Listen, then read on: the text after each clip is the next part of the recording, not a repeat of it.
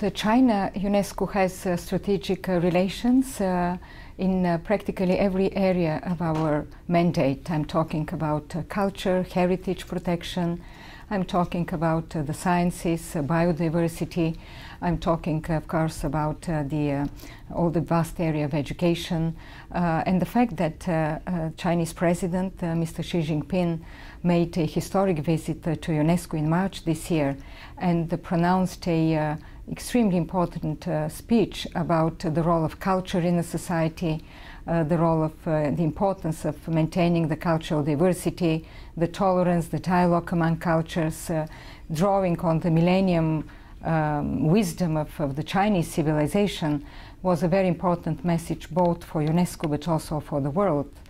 And I believe that these relations, excellent relations and expanding cooperation, was deepened also by the visit last week of the Deputy Prime Minister, Madam Liu Yangdong, with whom we have a long-standing cooperation and relations. And she opened also an important exhibition on the Silk Road project. I believe it is important because we enter a very important phase of our development of UNESCO, our relevance.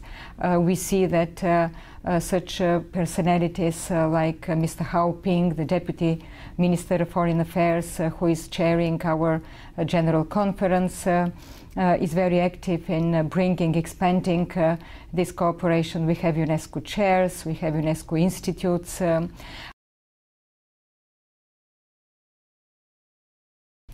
I think what UNESCO, from UNESCO's perspective, what we are doing and what we are working with China, I think it is important to mention the World Heritage, which is on our list, and I would say continuing inclusion of Chinese sites and objects and cultural, also important cultural sites, as I mentioned, the last one being the Silk Road project. Of course, we have other major, not to speak about the Great Wall or some of the others. And this is also important because we show the perspective of the vision, I would say, and the importance of Chinese contribution to the human civilization. Also the different proposals that we have from cooperating with other countries. China is very active in putting on the list of intangible heritage different traditions. I believe it is important nowadays because culture and cultural diversity is what makes this world so dynamic, so incredible, and I would say the importance of understanding other cultures is on the rise. We need to have more knowledge, we need to have more cultural literacy, as we say, about different cultures. And of course we know and we recognize that the Chinese culture and civilization has contributed immensely to the development, also enrichment of other cultures in Asia, but I would say beyond even Asia. So we are promoting this kind of international cooperation, which we believe is very positive and very important nowadays in the world.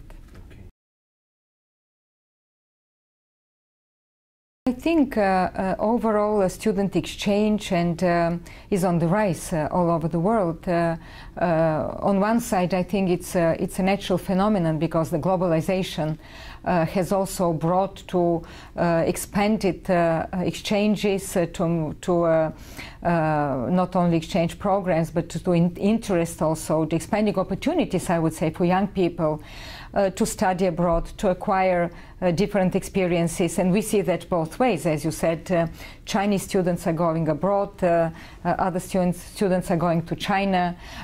We know that there are in different regions in the world different encouragement of such exchange programs. I think this is a positive phenomenon.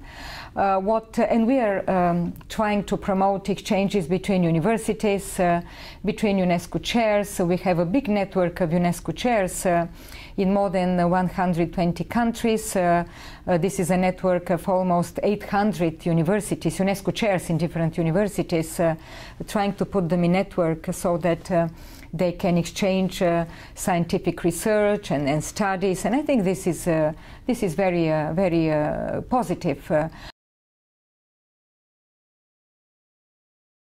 I think this is an extremely important issue, and that is why 2 days ago with Secretary Kerry we organized this event at the Metropolitan Museum, and it was not by chance that we organized it there, because it was very symbolic of everything that UNESCO has done for protecting heritage all over the world. And of course now we see increasing destruction of heritage, which in many cases, and this is probably the most worrying tendency, we know that in times of conflict there are, as we say, collateral damage to cultural monuments or heritage.